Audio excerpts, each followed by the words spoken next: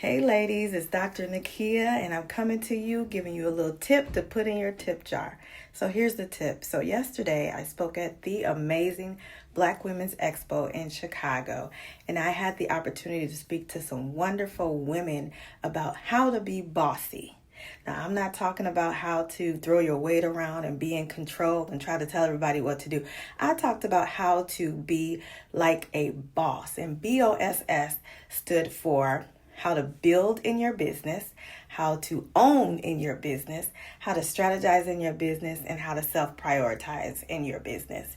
And for the O with owning, I talked to the women about owning your spot, owning your room, owning the place where you sit, stand, walk, and run and fly. So sometimes we as women, we're in different positions, and it takes a lot for us to just accept the fact that we are awesome in those positions, whether it's personal or professional. Sometimes when we are wives, girlfriends, mothers, whatever, we all, sometimes think that we are not enough. We still need to do better. Even in our professional settings, in our careers, sometimes we think that, I might be in charge, I might be the boss, but I don't know. Sometimes a little imposter syndrome is kicking in. If you don't know what that is, look that up.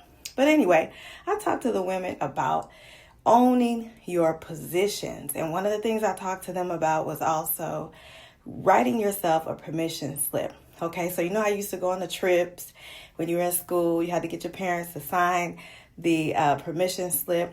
All of us are on a journey. All of us are going on these trips. Write yourself a permission slip. I remember I was the president of the school board, and we would take our votes, and I would go last thinking I'm being humble. And I remember one day, one of the board members said to me, I want to know what you think first.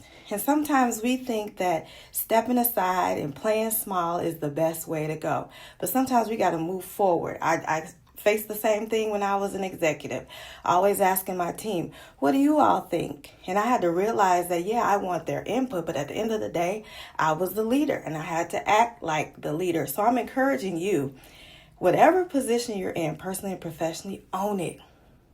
Do it like a boss. Make sure that you are putting your all into it, your confidence. If you're not confident, that means you don't trust yourself.